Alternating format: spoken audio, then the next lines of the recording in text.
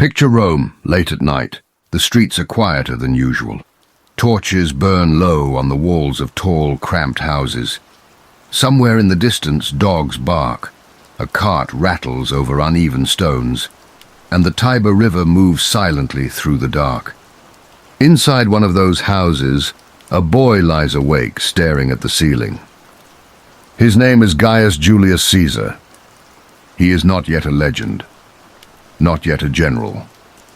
Not yet the man whose name will become a title, Caesar, repeated by emperors, kings, even distant nations that don't exist yet in his time. Right now, he is just a boy from an old family that has more honor than money, listening to the city breathe. He hears his parents whispering in the next room. Rome is changing again. It's something the adults say every year, but this time, it feels different. There is tension in the air, like the moment before a summer storm. The boy doesn't understand the politics yet, but he understands one thing. Rome is dangerous, and the people who survive in Rome are the ones who know when to bow and when not to. Caesar's family is noble, but not powerful. They belong to the Julii, an ancient patrician clan that claims descent from the goddess Venus herself. On paper, that sounds impressive. In reality, it doesn't pay the bills. Other families control the money, the soldiers, and the votes. But Caesar has something else that matters in Rome. Connections. His aunt is married to Gaius Marius, a brilliant general and a champion of the common people. Marius has changed Rome's army, made it stronger, and gained enormous power. Many soldiers adore him, and that makes him dangerous to the old guard. Opposing him is Lucius Cornelius Sulla, another talented general, but one who stands with the traditional elite, the optimates, the best men, as they like to call themselves. Marius and Sulla clash over power, over glory, over who truly controls Rome. Caesar is young, but he watches. He hears names in whispers: civil war, proscriptions, enemies of the state. Rome is not just a city. Rome is a volcano, building pressure. One day, it erupts. Sulla wins. Marius dies, his followers are hunted, and Rome is introduced to a new horror: lists. Sulla posts names in the forum, men declared enemies of the state. Anyone can kill them. In fact, people are rewarded for it. Properties are seized, old grudges are settled with a glance at a slate of names and a dagger in the dark. One name, technically, should be on that list: Julius Caesar. Caesar is related to Marius by marriage, and he has made a bold, dangerous choice. He refuses to divorce his wife Cornelia, the daughter of one of Marius's closest allies in Rome. That is more than stubbornness. That is a statement. Sulla sends for him. Imagine the scene: a young man in his early 20s, brought into the presence of the most powerful man in Rome, a dictator who can order deaths as easily as he gives orders to soldiers. Sulla instructs him to divorce Cornelia. Caesar refuses. This is not brave in the safe, romantic sense. This is terrifying. One word from Sulla and Caesar's life ends, and his wife's life may not be far behind. For a long moment, Sulla looks at him. It would be easy to crush this stubborn young noble, but something stops him. Perhaps it is Caesar's calm, perhaps his eyes, perhaps the feeling that this is not some forgettable man. Sulla lets him go. Later, he is said to have remarked to his friends that in Caesar they were sparing many Mariuses, as if inside that one young man he sensed the potential for many future enemies. Caesar is not safe, though, not yet. He leaves Rome. He goes into a kind of exile, moving from place to place. Illness hits him. He nearly dies of a fever in the eastern provinces, but he recovers, slowly, stubbornly. He serves briefly in the army. He learns not just from books, but from mud, sweat, and marching in formation. He shows courage in battle, even earning a wreath for bravery. The boy staring at a ceiling becomes a young man staring at the far horizon, wondering if Rome will ever be a place where he can breathe freely. Sulla eventually dies. The dictatorship ends. The lists stop, and Caesar comes home. Rome does what Rome always does. It shifts. New alliances form. New rivalries rise. The Republic is still alive, but something in it is unhealthy. There is too much wealth in too few hands. Too many soldiers loyal to generals instead of the state. Too many citizens who feel the system doesn't care about them. Caesar understands something important. If you want power in Rome, you can't just be noble. You must be seen. So he learns to speak. He studies rhetoric, the art of persuasion. He learns how to use silence, how to use rhythm, how to raise his voice just enough to command attention without seeming desperate. He understands that crowds don't remember perfect logic. They remember how you make them feel. When he speaks in the courts and in the assembly, people notice. He dresses with care, sometimes even too carefully. Enemies call him vain, say he arranges his hair and his toga like an actor. But he is acting in a way. Rome is his stage. And slowly he starts winning roles. One day, Caesar is traveling across the sea when something happens that sounds like a myth but is very real. Pirates. They capture his ship, drag him aboard, and demand a ransom. They expect him to be terrified. Most men in his position would be. Caesar laughs. He tells them their price is too low. He actually insists that they ask for more money, because he, Julius Caesar, is worth far more than they imagine. They are confused, then amused. They raise the ransom. While his friends go to gather the money, Caesar stays with the pirates, surrounded by men who could kill him if they get bored. He doesn't cower. He talks to them. He jokes with them. He orders them to be quiet when he wants to sleep. They begin to treat him less like a prisoner and more like an eccentric guest. And every so often, almost casually, he says, "When I'm free, I'm going to come back and crucify all of you." They laugh. They think he is playing. The ransom is paid. Caesar is released. He goes straight to authority and demands ships. He assembles a small fleet, hunts down the pirates, captures them, and keeps his promise. They are crucified. But even then, he shows a kind of twisted mercy. He orders their throats cut first, so they die quickly instead of slowly suffocating on the cross.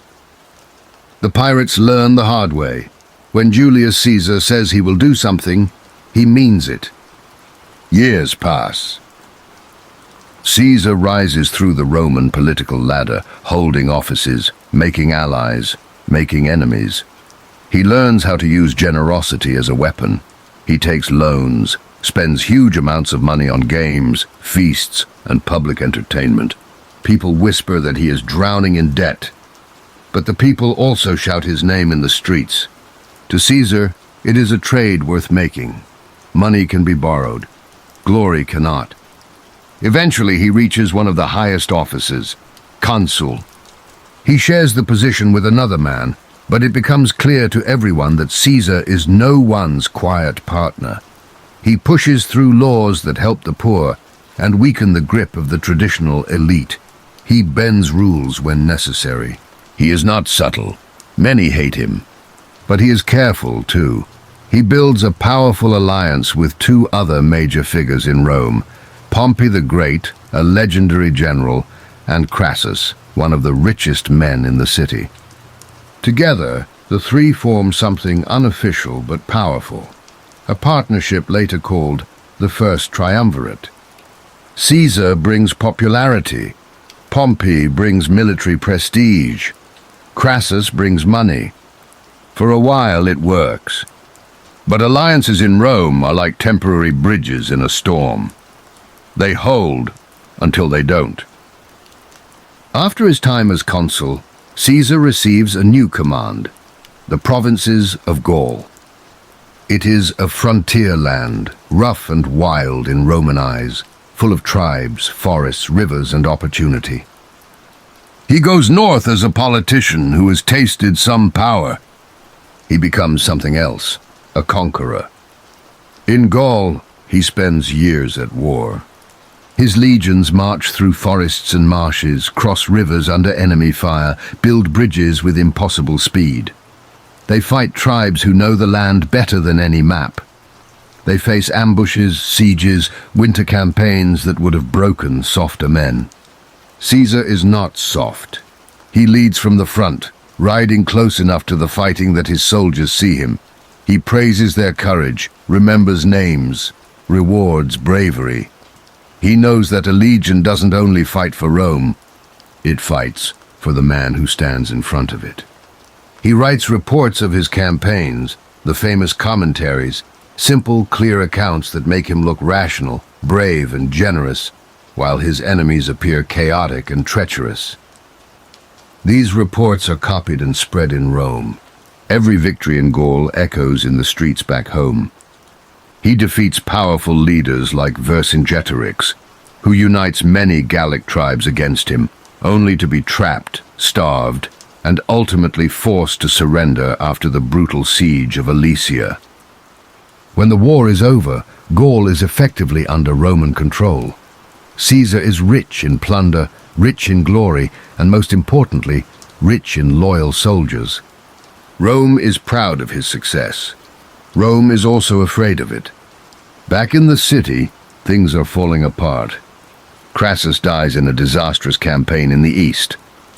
Pompey, once Caesar's ally and even his son-in-law, drifts away from him, closer to the conservative elite who fear Caesar's rising power. The alliance is broken. The Senate, influenced by Pompey and others, sends Caesar a message. Disband your army. Return to Rome. Come back as a private citizen. There is a trap hidden in the polite wording. If Caesar returns without his army, he can be arrested, tried, exiled. His enemies will not forget the laws he pushed, the insults he gave, the traditions he bent. He stands on the banks of a small river in northern Italy. It is called the Rubicon. On one side, safety, obedience, and probable humiliation. On the other, rebellion, civil war, and the chance to reshape Rome forever. Roman law is clear. A general cannot bring his army into Italy. Crossing that river with his legion will be a declaration of war against the Senate and against Pompey. Caesar looks at the water. The story says he mutters a phrase in Greek as he steps forward. The die is cast. He crosses. His soldiers follow. The Rubicon is just a narrow river, but once it is crossed, nothing in Rome will ever be the same. Pompey and many senators flee the city, believing they can regroup with their forces in the east and crush Caesar later.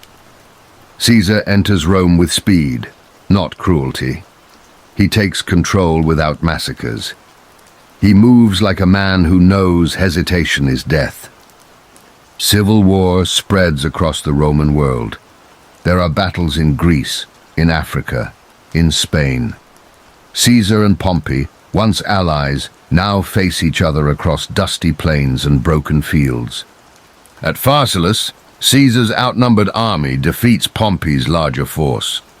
Pompey flees to Egypt, hoping to find safety. He finds a knife instead. The young king of Egypt, seeking to impress Caesar and win his favor, has Pompey murdered as he steps off his ship. His head is delivered to Caesar as a gift. Caesar is not pleased. Pompey was his enemy, yes, but he was also a great Roman. This death is ugly, dishonorable, and out of Caesar's control. He mourns publicly, then turns his attention to Egypt itself, where he becomes entangled in a dynastic struggle between two siblings, Ptolemy XIII and Cleopatra. Cleopatra, intelligent and ambitious, meets Caesar not just as a queen, but as someone who understands power. They become allies, they become lovers. Their time together is relatively brief, but it will echo through history in the form of a child, and later in the life of another man named Mark Antony. For now, though, Caesar stabilizes Egypt, places Cleopatra on the throne, and returns to the endless work of cleaning up the Roman world. Campaigns follow in Africa and Spain. Each time, Caesar wins. When he finally returns to Rome for good, he is more than a general. He is the most powerful single man the Republic has ever seen. The Senate grants him titles. He is made dictator, at first for a limited term, then eventually dictator for life. To many Romans, especially the poor and the soldiers who adore him, this is a blessing. He forgives former enemies. He offers land to veterans. He reforms the calendar, creating the Julian calendar, a version of which the world still follows today. He works to stabilize debts, build new projects, and expand citizenship. He is efficient, he is busy, he is everywhere. But power, once gathered in one pair of hands, draws fear. Some senators look at Caesar and see not a reformer, but a king in everything but name. Rome hates kings. The entire republic was built on the idea that the last king was thrown out, that no man would ever again rule Rome alone. Whispers begin. They follow him in the forum, behind columns, in shaded gardens. He is too powerful. He is too casual with tradition. He sits in a golden chair.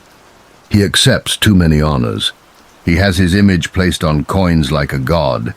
People cheer his name, not the name of the Republic. Some stories say that during a public ceremony, someone tried to place a crown on Caesar's head. He refused, but not quickly enough to calm everyone. To some, it looked like he was testing the crowd, seeing if they would accept a king. Whether that is true or not, the damage is done. A group of senators decide that Rome must be saved. To do that, Caesar must die. The day is the Ides of March, the middle of the month. The air is cool. Rome moves through its routines, unaware that history is about to pivot on a few seconds of steel and flesh. Caesar is warned. A soothsayer tells him to beware the Ides of March. His wife dreams of his death and begs him not to go to the Senate meeting that day. There is a nervous energy around him, like the feeling of being watched. But he goes anyway. He has lived through wars, storms, betrayals, and miracles. He has walked out of ambushes, stood in front of enemy spears, and faced down pirates. The idea that a few senators could kill him in the center of Rome might feel ridiculous. So he walks into the meeting. The Senate House is full of men in white togas, some with faces carefully blank.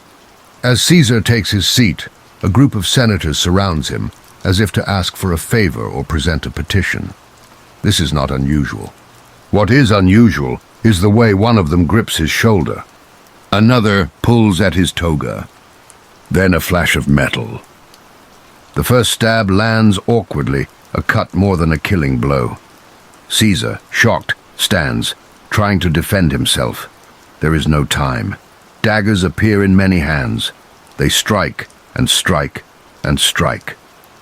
Some of the men stabbing him had once been his friends. One of them is Brutus, a man Caesar trusted deeply. Whether he truly says, "You too, Brutus," or something similar, no one can know for sure. But the betrayal is real. The man who walked through wars and toppled enemies, who crossed the Rubicon and reshaped nations, collapses at the feet of a statue of Pompey, the rival who died years before. Blood pools on the stone floor. The senators stand back, breathing hard, robes stained red, daggers shaking. They tell themselves they have saved the Republic.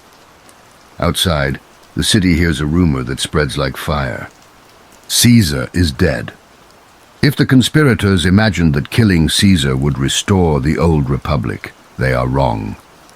Rome does not suddenly become calm and balanced again. Instead, panic spreads, fear, confusion. In the power vacuum, new figures rise. Mark Antony, Caesar's loyal ally. Octavian, Caesar's young grandnephew and adopted heir. Others who see that the old system is broken beyond repair. More wars are coming. The Republic, already cracked, does not survive the shock of Caesar's assassination. Instead, from the chaos, something new emerges. An empire. Eventually, Octavian becomes Augustus, the first Roman emperor. The line of rulers that follows will take Caesar's name as a title, Caesar. It will travel through language, through time, through different lands.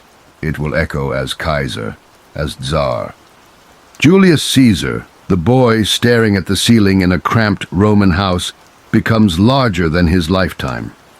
If you strip away the marble, the statues, the legends, what remains is a human story. A man born into a fragile position. Someone who chose risk over safety again and again. Someone who learned that words can be as powerful as swords, and then learned to wield both. Someone whose ambition built and broke things at the same time. To some, he is a hero. To others, a tyrant. To history, he is a turning point. Empires rise, empires fall, names fade. But somewhere, every time his story is told, a version of that young man crosses the Rubicon again, feeling cold water around his boots, hearing the quiet splash that will eventually shake the world. The die is cast.